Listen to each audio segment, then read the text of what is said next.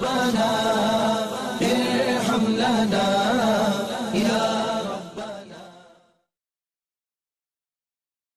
شریعت مطہرہ نے ہمیں ہر لحاظ پر، چاہے وہ بھائی ہی کیوں نہ ہو، ان کے ساتھ ایسے مزاح اور ایسے مذاق کرنے سے منع فرمایا ہوا ہے کہ جس میں سے وہ ہماری طرف مائل ہو جائے۔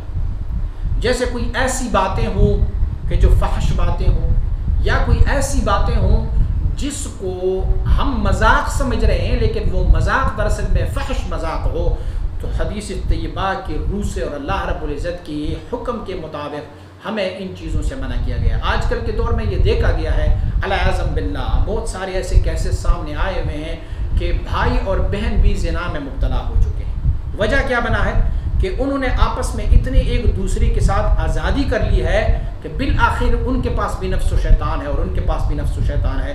تو شریعت مطہرہ نے اپنے چچا کے ساتھ بھی ہمیں اس طرح بات کرنے سے منع فرمایا ہوا ہے، بلکہ اللہ رب العزت کا ایک کلام اس پر ناطق ہے۔ اللہ کریم فرماتے ہیں وَلَا تَقْرَبُوا الزِّنَا إِنَّهُ كَانَ فَاحِشَةً وَسَاءَ سَبِيلًا، زنا کے قریب بھی مت جائیں۔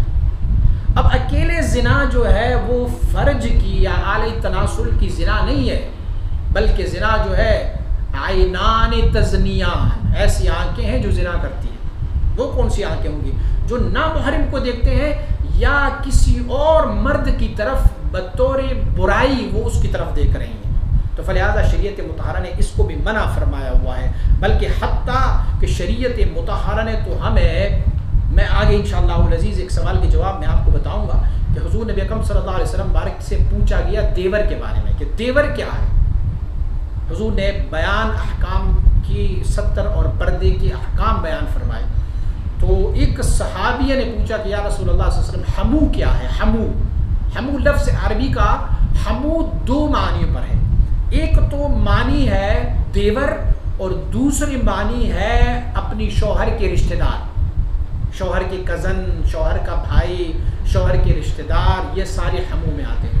تو حضور نبی اکرم صلی اللہ علیہ وسلم نے فرمایا حمو تو موت ہے، موت۔ فرمایا یہ دیور بذات خود یہ تو موت ہے۔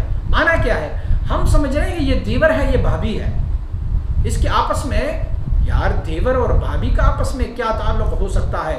یا ہمارے جو شوہر ہوتا ہے، شوہر کی رشتہ دار، ان کو تو اپنی بھابھی سمجھتی ہے، تو ان کے ساتھ کیا تعلق ہے؟ لیکن شریعت مطہرہ نے اس سے بھی ہم منع فرمایا ہوا ہے۔ کیوں کہ اگر یہ شوہر مر گیا تو اس کے بعد تو اس اپنے دیور کے ساتھ نکاح بھی شریعت نے جائز قرار دیا ہوا ہے۔ فلہذا یہ حمو جو ہے یہ موت ہے، اسی لیے اس میں احتیاط کرنا چاہیے۔ چچا ہو، بھائی ہو، اس کے علاوہ کزن ہو، رشتہ دار ہو، دیور ہو، ان ساروں کے ساتھ شریعت مطہرہ کے اصول کے مطابق بات کرنی چاہیے۔ بلکہ یہاں تک کہا گیا ہے کہ عورت کو نرم بات کسی مرد سے نہیں کرنی چاہیے۔ دروازہ کسی نے کھٹکھٹایا تو عورت اگر نرم آواز سے ان کو آواز دیتی ہے کون، تو وہ اٹریکشن لے گا، لیکن عورت اگر کھرخت لہجے میں اسے جواب دے دے کون ہے، تو پھر وہ مرد سمجھ لیتا ہے کہ اس کی طرف میرے اٹریکشن نہیں ہے۔ مرد تو اپنی ذہنی اور نفسانی خواہشات کے بنا پر اس عورت کو بد اخلاق تصور کرتی ہے، لیکن شریعت مطہرہ نے عین اس کو اخلاق سمجھا ہوا ہے کہ اگر کوئی دروازہ کھٹکھٹائے یا کوئی فون کر لے تو فون جب ریسیو کر لیں تو اسے جو ہے وہ نرم اور لین آواز میں خاتون کو انہیں مخاطب نہیں کرنی چاہیے، بلکہ خواتین کو کرخت لہجے میں اسے جواب دینے چاہیے، تاکہ یہ معلوم ہو کہ یہ نہ کسی کو مائل کرنے والی ہے نہ کسی کی طرف مائل ہو سکتی۔